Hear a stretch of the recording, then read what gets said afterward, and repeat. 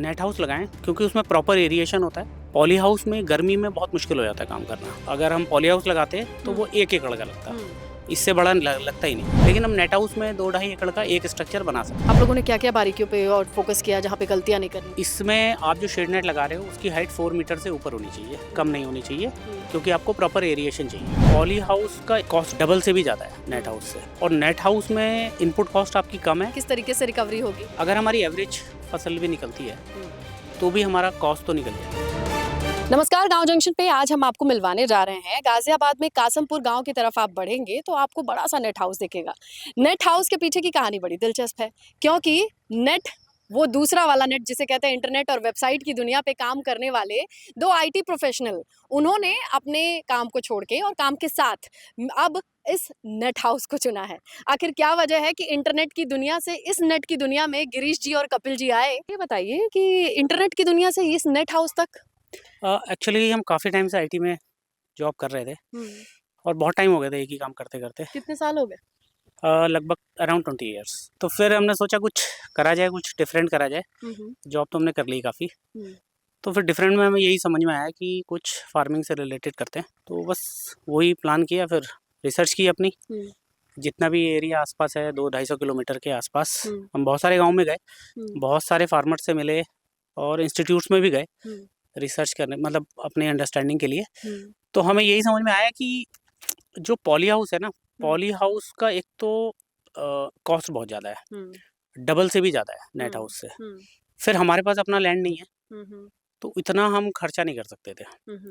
तो और net house में इनपुट कॉस्ट आपकी कम है, और एरिया के हिसाब से हम जैसे यहाँ पे ज़्यादा समर्स का सीज़न रहता है, तो मुझे तो यही समझ में आया कि नेट हाउस लगाएं क्योंकि उसमें प्रॉपर एरिएशन होता है।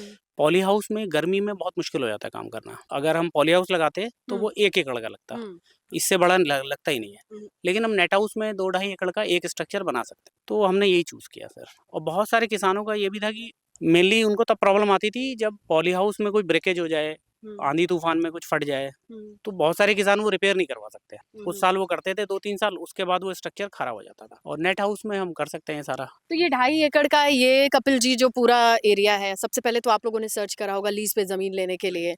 इसके लिए आपने क्या क्या पैरामीटर्स देखे? बेसिकली लैंड जो होनी चाहिए उसके ऊपर कोई बिजली का तार वगैरह ना हो, रोड एक्सेस अच्छी हो, क्योंकि ट्रांसपोर्ट के लिए भी अगर इतना बड़ा स्ट्रक्चर हो रहा है तो आउटपुट जो निकलेगा इजीली रोड से एक्सेसिबल हो। वो हमने देखा, और मतलब जहाँ पर इजीली लेबर अवेलेबल हो, जिस एरिया में मंडी भी पास है। मंडी भी पास है, लेकिन हाँ मतलब हम देख सकते हैं मंडी में भी दे सकते हैं, और बहुत सारे रिटेलर्स भी मार्केट में अवेलेबल हैं। और अगर आउटपुट जैसे निकलेगा हमारा तो हो सकता है हम डायरेक्ट रिटेलर को ही दे दें।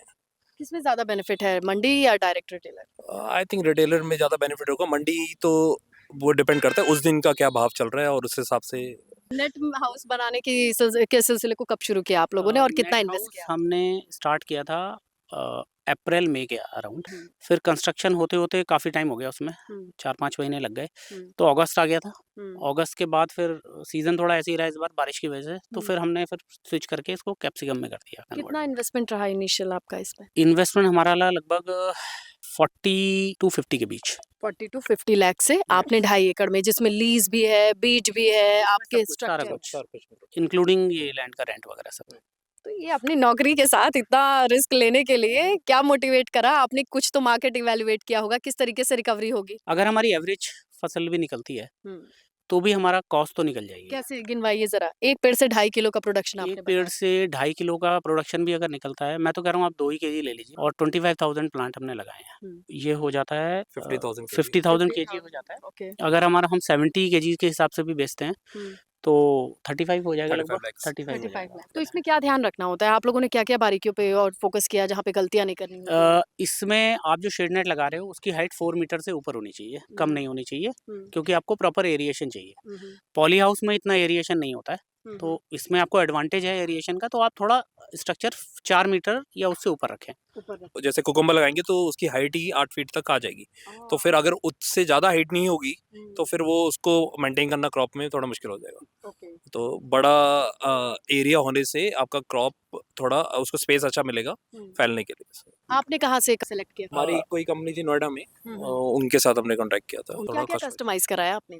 जैसे जो यूजली लोग नेट हाउस में फॉगर नहीं लगाते, हम फॉगर के साथ Fogger? मंच भी नहीं लगाते लोग, तो हम मंच के साथ कर रहे हैं ताकि खरपतवार कम हो। और कितने mm की प्लास्टिक आती है जो आपने ये 25 mm की प्लास्टिक है। अगर आप ज़्यादा बारीक ले लोगे हम्म, तो अगर उसमें लाइट जाएगी सनलाइट तो फिर वीड ऊपर आने और लगेगी। वो बहुत जल्दी फटती है। बेसिकली आइडिया ये है कि सनलाइट को अंदर पास न किया जाए। अब ये बताइए कि लेबर कॉस्ट और बाकी चीजें जो हैंडल करनी होती है, ये सब आप लोग कैसे हैंडल कर रहे हैं? देखिए अगर आपको ये सेटअप करना है, ट्रांसप्लांट कराना है तो आपको 20-25 लेबर लगेंगी।